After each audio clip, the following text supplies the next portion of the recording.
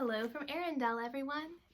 I know it's a little sad we can't all see our friends right now, but while everyone's taking a nap at the palace, I thought maybe I could record some stories to send to my friends who don't live in Arendelle.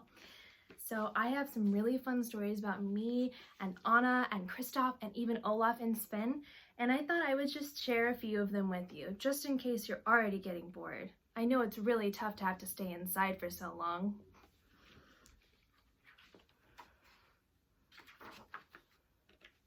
Our first one, I bet you're already familiar, but who doesn't love hearing about Frozen? The kingdom of Arendelle was a happy place. The king and queen had two young daughters, Anna and Elsa. The girls were their pride and joy, but the family had a secret.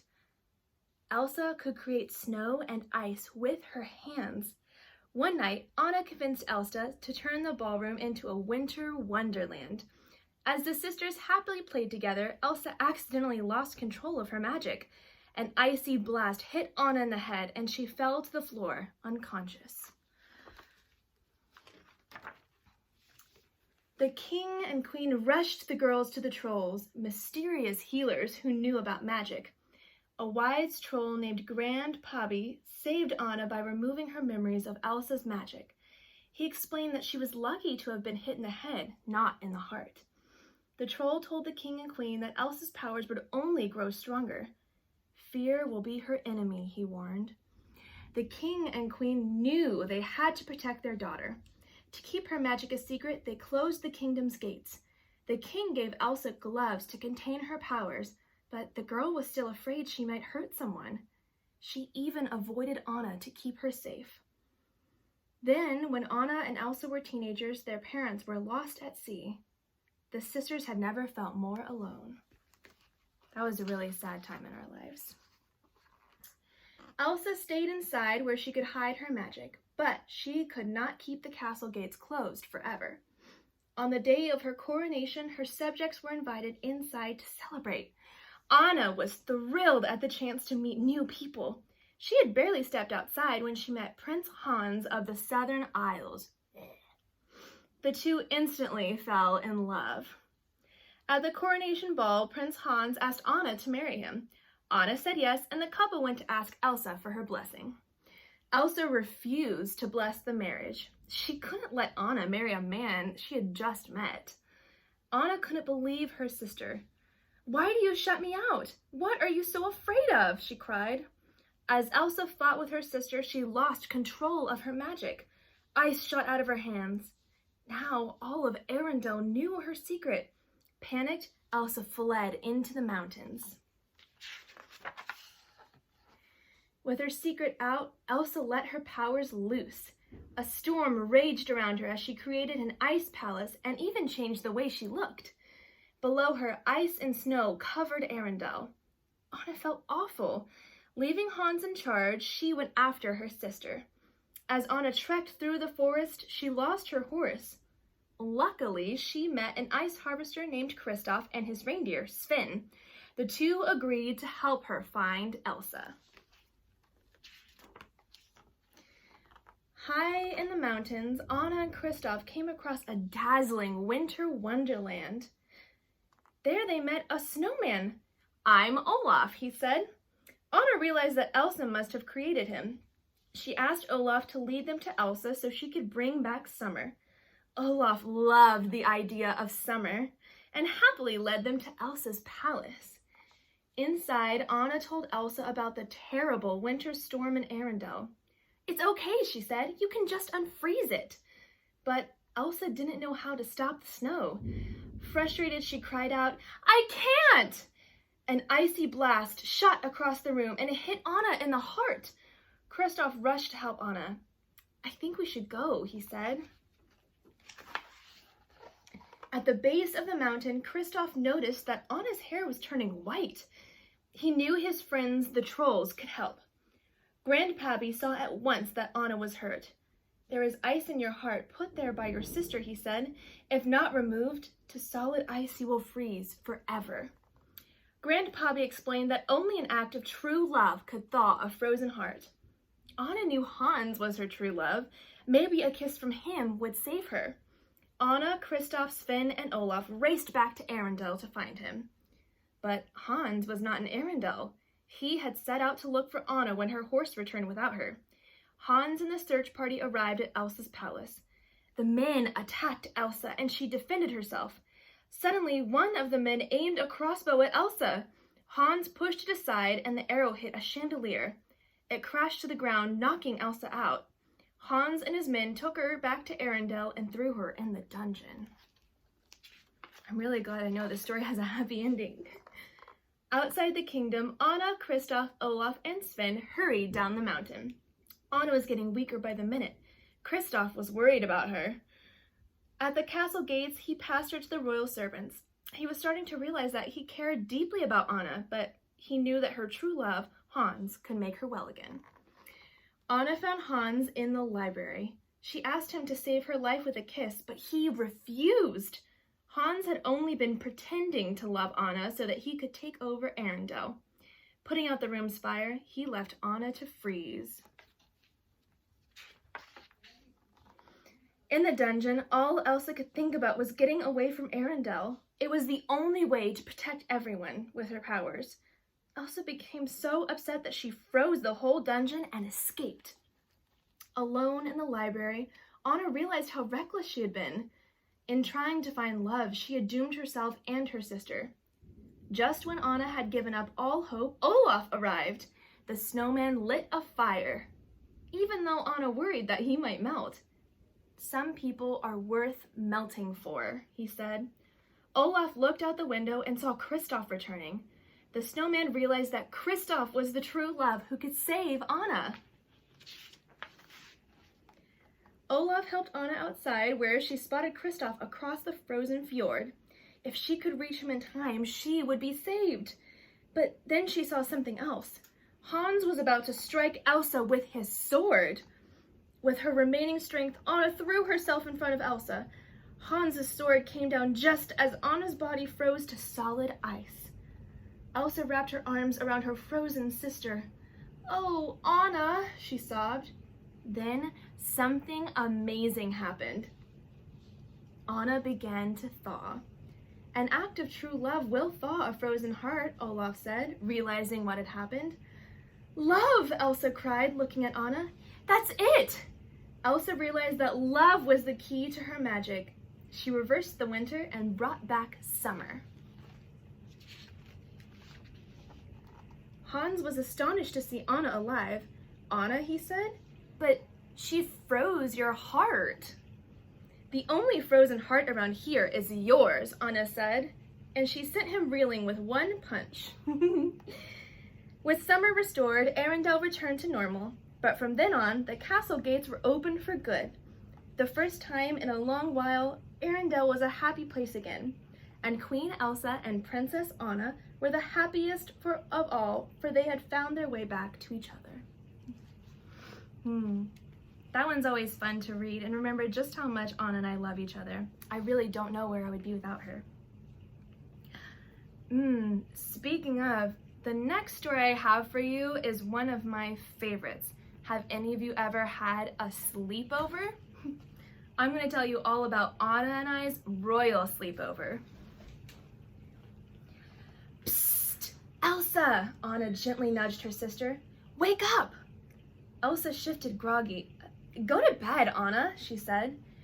"I can't sleep." Anna flopped down on Elsa's bed, and then she smiled slyly. "Want to have a sleepover?" Elsa opened her eyes and grinned. That sounded like fun. Anna went to her room to find extra pillows and blankets. Meanwhile, Elsa headed to the kitchen to get the ingredients for her famous honeycombs. After all, a sleepover wasn't a sleepover without snacks. When Elsa got back to her room, she found Anna digging through the closet. "Aha!" Anna cried. "I knew it was here." Anna held up an old, worn book. Her parents had read it to the sisters every night when they were little. "Let's see, we've got books, games, and this face cream Oaken gave me the last time I went to the trading post." Anna opened the cream. "It looks kind of goopy." Elsa laughed. "Let's save that for later." Elsa looked around. It had been a long time since she'd had a sleepover. "So, what should we do first?" she asked. Anna was ready. "How about we build a fort like when we were kids?" she suggested. Anna stacked pillows and blankets around the room, making lookouts and hidden caves. Meanwhile, Elsa created icy tunnels and snowy turrets. "This is fun," Elsa said, putting the finishing touches on an icy archway. "I think we should add a smack." Elsa felt something soft and feathery hit her back. She turned to see a fallen pillow and a giggling Anna. "Oh, no you don't," Elsa yelled, launching a snowball at her sister. Anna ducked, squealing in delight. Before long, the room was covered in snow flurries and feathers. Anna was zooming down an icy slide on the fort when there was a knock at the door. "Is it daytime already?" a familiar voice asked. "Olaf!" Anna cried. The sisters welcomed their snowman friend inside. Elsa explained that they were having a sleepover and invited Olaf to join them. "A sleepover?" Olaf asked. "Oh, I've always wanted to have one of those." He paused. "What's a sleepover?" "We'll show you," Anna said. "Come on, we were just about to play a game." Soon the friends were happily playing. Olaf was a natural at pickup sticks, and Anna was great at works of art. She guessed every drawing and sculpture. Charades proved to be a bit more challenging. Olaf twisted his body this way and that, making frantic gestures and grinning widely. The sisters didn't know what the answer could be. Finally, Elsa had an idea.